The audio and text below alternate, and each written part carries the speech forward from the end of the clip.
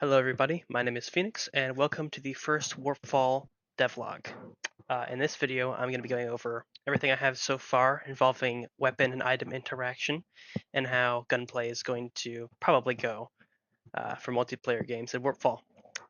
So in this scene here I've just got a couple of weapon spawners. I have two test models right now. They will not be in the final game.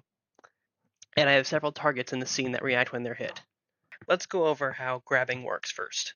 So there are one-handed weapons and two-handed weapons. One-handed, very simple. You can pick it up, it follows your hand, goes wherever you point. Nothing special about that. For two-handed weapons, there is at some point on the gun a second point that you can grab where you will be able to aim with your second hand as well. It will rotate around the point you're grabbing at and sort of point towards your second hand, and you can aim with two-handed weapons like this. Now, for any weapon that has a magazine, it's going to have some sort of spot on it that you can insert a magazine. Whenever you pick up a weapon, it updates the ammo pouches that are on the left and right side of your body. By clicking on these with your trigger on your controller, you'll pick up a matching magazine to the gun that you're holding. If you hold it near the magazine point, it will automatically insert. Then you can change your rifle and fire it. This is the same for one-handed weapons like this one. Holding it near will simply animate the insertion process.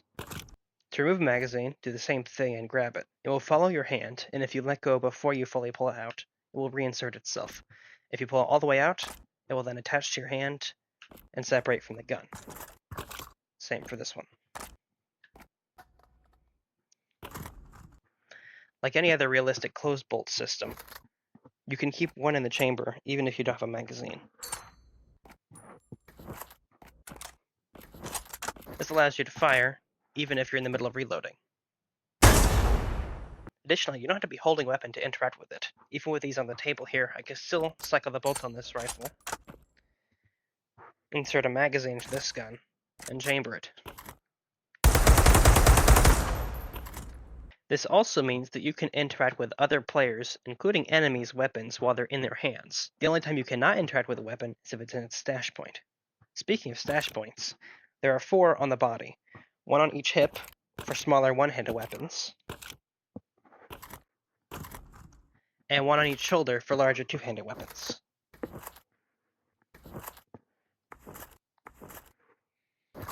This means that you can currently carry up to 4 weapons on your body at once. 2 small ones, and 2 large ones. In order to facilitate high-speed movement, I've implemented something that I call reload sockets. Reload sockets are points on your body that allow you to temporarily place a weapon there to reload it, even if you're not holding it with either of your hands. For one-handed weapons, this is either side of the waist area. While in a reload socket, you can insert and remove magazines and interact with any component on the firearm. The same goes for two-handed weapons. Say your left hand is occupied with something else, but this being a bolt-action rifle, you have to reload after each shot. You can place it in a reload socket and cycle the bolt without using another hand. With enough practice, you can even fire 2 bolt-action rifles simultaneously.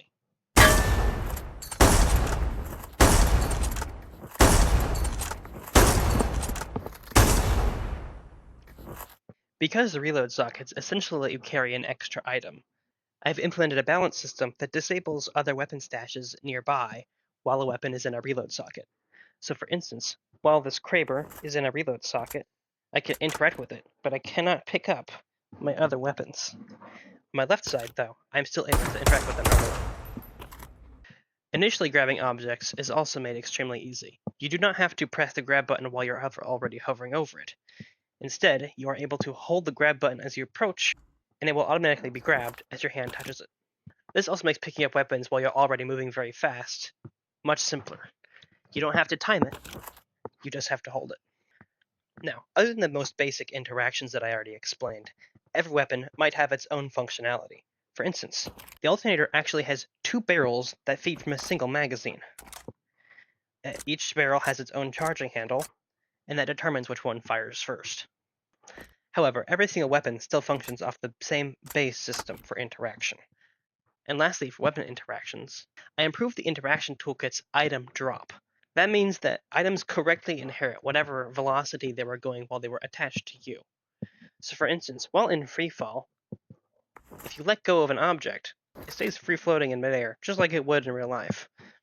You can still interact with it, like we'd normally. Remove magazines, insert new ones, and fire the weapon after holding it. You can also give it any velocity that you want by throwing it normally. You can even cause an intended interaction midair.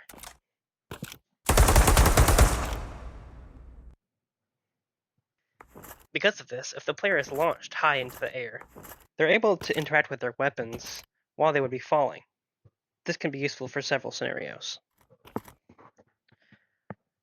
Now that you've seen some examples of how weapon interaction works, I'm going to show you a simple demo of actually firing them.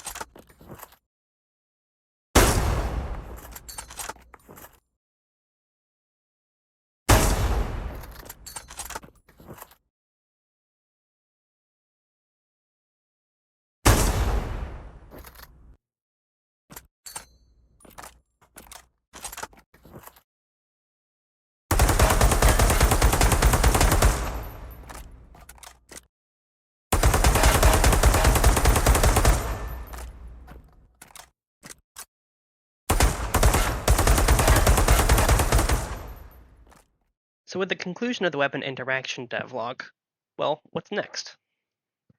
Even though in my initial announcement video, I'd already pretty much completed how movement would work in WarpFall, the next thing I want to do is completely redesign all of that. I've learned a lot more of how Unity works since I originally made those systems, and making them again would be a vast improvement to what I had before. I can't give an exact date, but I would estimate the next devlog to come out in the next 1 or 2 months. Since the bones of weapon and item interaction are already complete, after movement is completed, the next thing I want to add is Goliaths, WarpFall's version of Titans. So if you want to see more dev updates in the future, please don't hesitate to subscribe to the channel. If you want to communicate with me or the community, please join my public Discord in the description below. Thank you for watching, and stand by for WarpFall.